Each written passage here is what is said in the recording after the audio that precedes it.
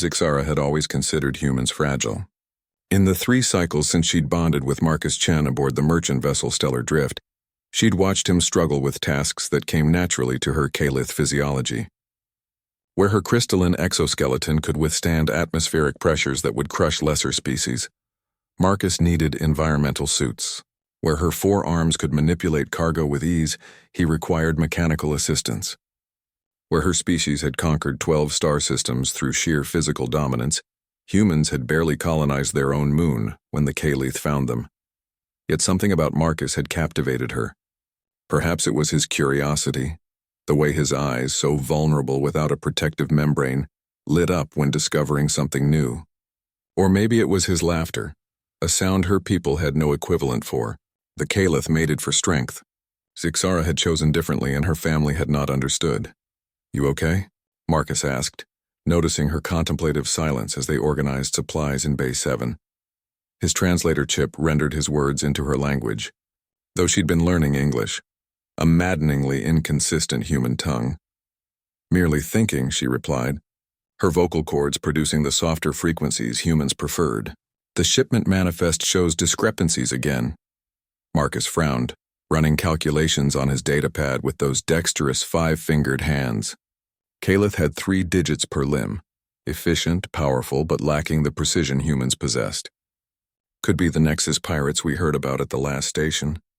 The ship lurched violently. Alarms shrieked through the corridors as the Stellar Drift shuddered from an impact that sent both of them crashing against the bulkhead. Zixara's exoskeleton absorbed the blow easily. Marcus crumpled and she heard him gasp in pain. "Hull breach on decks 3 and 5. The ship's AI announced with artificial calm. Unknown vessels attached. Boarders detected."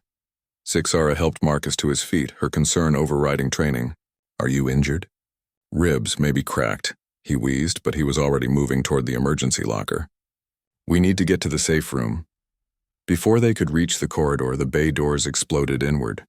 Zixara's combat instincts, honed through generations of Kalith warrior bloodlines, screamed at her to fight. 3 Grax raiders stomped through the smoke, hulking reptilian mercenaries whose species was renowned for brutality. Their scales were thick as armor, their claws designed for tearing. The lead Grax leveled a plasma rifle at them. "Kalith!" It hissed with recognition and what might have been respect. "You fight, you die quick. You submit, you live as cargo. Choose." Zixara positioned herself before Marcus instinctively. She was the warrior. She was the protector. "My mate, your mate." The Grax's laughter was like grinding stone. "That soft thing? Cargo will bring triple price. Humans make excellent slaves. Weak. Obedient." Zixara felt Marcus's hand on her shoulder, not pulling her back but gently moving her aside. She wanted to argue, to shield him, but something in his touch made her step away. Marcus moved forward and Zixara noticed what she'd missed in their domestic life together. The way he'd positioned himself to assess all exits. The calmness in his eyes despite obvious pain. The subtle shift in his stance that her military training suddenly recognized as combat ready. "Weak?" Marcus said softly, his voice carrying an edge she'd never heard before. "You don't know much about humans, do you?" The Grax leader sneered. "I know you break easily." "Yeah," Marcus agreed. "We do break. We're not strong like Kalith, not armored like Grax. We're soft, vulnerable." He took another step forward. "But you know what? We evolved on a death world. Everything on Earth wanted to kill us. We had no claws, no venom, no armor. We weren't the strongest or the fastest." His hand moved so quickly that even Zixara's enhanced perception barely tracked it. The plasma rifle clattered away. Marcus had closed the distance inside the Grax's reach, and his elbow struck upward into the softer tissue beneath the jaw. A vulnerability his species' anatomy somehow let him identify instantly. "We became the best at one thing," Marcus continued, his voice never rising as he moved with fluid efficiency Zixara had never witnessed. "Killing." The Grax staggered back, confused how something so small had hurt it. Marcus didn't give it time to recover. He swept its legs, 300 kilos of muscle and scale crashing down, and somehow produced a maintenance tool from his belt, driving it precisely into the neural cluster at the base of the skull. The raider went still. The other 2 Grax roared and charged. Zixara moved to help, but Marcus was already adapting. He grabbed the plasma rifle, didn't try to lift it. Too heavy. but angled it upward and triggered it. The blast caught one Grax in its unarmored throat.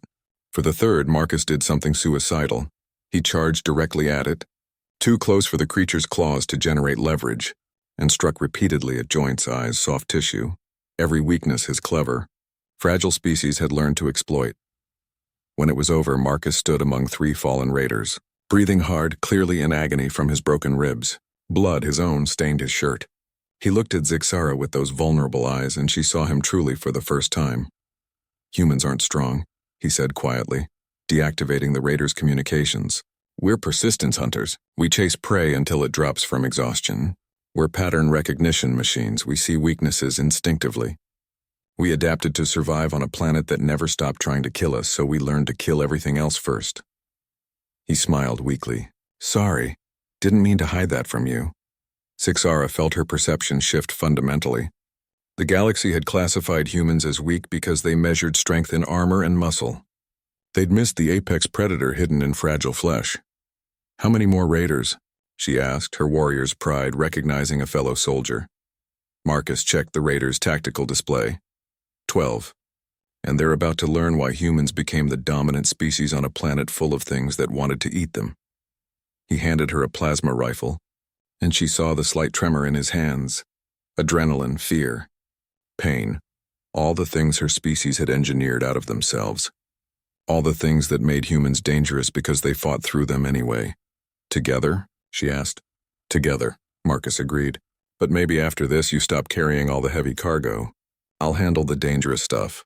Despite everything, Zixara's approximation of a laugh emerged. She'd married a human who seemed weak. She'd been wrong.